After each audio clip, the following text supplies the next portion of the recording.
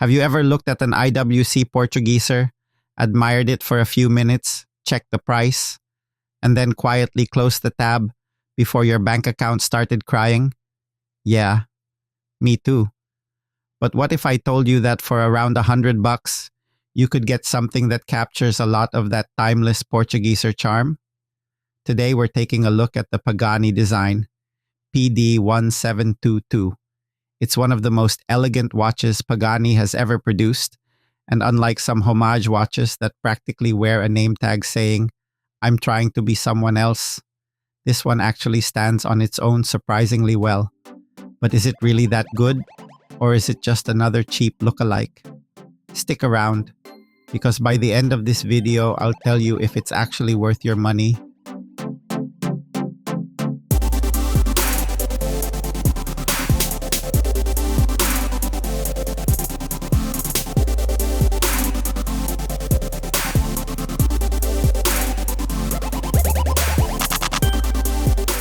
Before we get started, if you enjoy affordable watches, Japanese watches, luxury watches, and occasionally watching me make questionable financial decisions, hit that subscribe button. There are plenty more reviews coming your way. When people hear the name Pagani design, they usually think of dive watches or chronographs inspired by famous Swiss models. When people hear the name Pagani design, they usually think of dive watches or chronographs inspired by famous Swiss models. Dress watches aren't exactly the first thing that comes to mind. That's why the PD1722 caught my attention. There's no point pretending otherwise. This is very much a homage to the IWC Portugieser. The large Arabic numerals, the elegant leaf hands, the railroad minute track, the balanced twin subdials. If you've ever admired a Portugieser, you'll recognize the inspiration immediately. And honestly, I'm okay with that. The Portugieser is one of the most beautiful watch designs ever created. If you're going to borrow inspiration, at least borrow from a masterpiece. What surprised me wasn't the design. It was how convincing the watch feels in person. You know how some budget watches look amazing in product photos, but the moment you open the box, you're greeted by disappointment. Thankfully, this isn't one of them. The polished stainless steel case reflects light beautifully. The finishing is cleaner than I expected, and it feels far more expensive than the price tag suggests. No, it's not going to fool anyone into thinking you're wearing a genuine IWC, but it also doesn't feel like it came free with a bowl of instant ramen. The dial is definitely the highlight for me. It's clean, balanced, and refreshingly simple. The large applied numerals give it plenty of character without overwhelming the dial, while the slim railroad minute track adds just enough vintage charm. The leaf-shaped hands are elegant, and the two subdials are nicely proportioned. Nothing feels forced. Nothing feels cluttered. It's one of those watches where you keep glancing down at your wrist, not because you need to know the time, but because you just enjoy looking at it. Again, not that I've ever spent more time looking at my watch than actually working. Another pleasant surprise is the sapphire crystal. These days, Pagani almost makes us take sapphire for granted, but it's still impressive considering the price. The anti-reflective coating helps keep the dial visible under bright light, and it's one of those little details that makes the watch feel much more premium. Somewhere in Switzerland, I imagine a watch executive quietly whispering, "They're doing what for $100? Inside the watch is the Hangzhou 2C22 automatic movement, and unlike many affordable movements, this one offers something genuinely useful, a power reserve indicator. The left subdial displays your running seconds, while the right tells you how much energy is left before the watch stops. It's one of those complications that you don't realize you appreciate until you have it.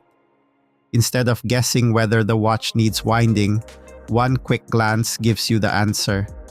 Flip it over, and the exhibition case back lets you see the movement in action. Is it beautifully decorated? No.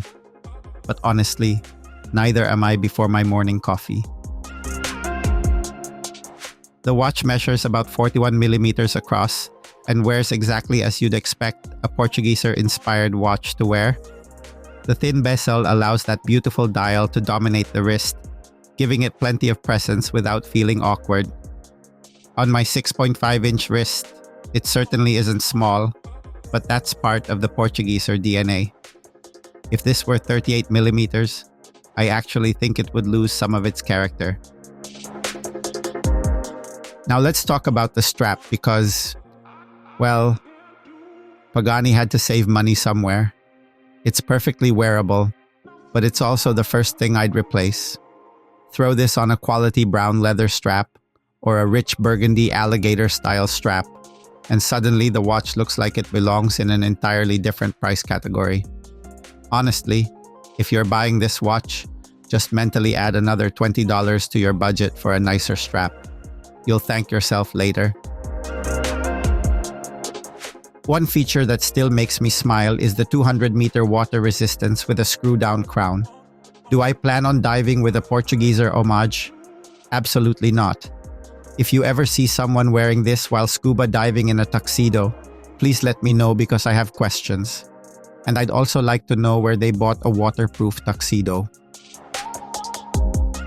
So here's the question I want to leave you with. If someone handed you this watch without telling you the price, how much would you honestly think it cost? I'd love to know your answer, so let me know down in the comments. And while you're there, tell me something else. Would you happily wear a well-made homage like this? Or would you rather save for the real IWC Portugieser, no matter how long it takes? If you enjoyed this review, don't forget to like, subscribe, and hit that notification bell because next time I've got another watch that completely caught me off guard.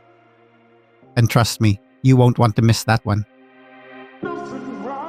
So after spending some time with the PD1722, I genuinely think this is one of Pagani Design's strongest releases. It doesn't rely on flashy colors or oversized bezels. Instead, it focuses on timeless elegance, and that's exactly why I like it. Sure, the strap is average, and yes, it's obviously inspired by the IWC Portugieser. But if you judge it on its own merits, its finishing, sapphire crystal, automatic movement, power reserve indicator, exhibition caseback, and overall wrist presence, it offers an incredible amount of watch for the money. So here's the question I want to leave you with. If someone handed you this watch without telling you the price, how much would you honestly think it cost? I'd love to know your answer, so let me know down in the comments. And while you're there, tell me something else. Would you happily wear a well-made homage like this?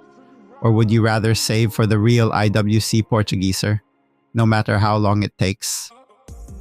If you enjoyed this review, don't forget to like, subscribe, and hit that notification bell because next time I've got another watch that completely caught me off guard.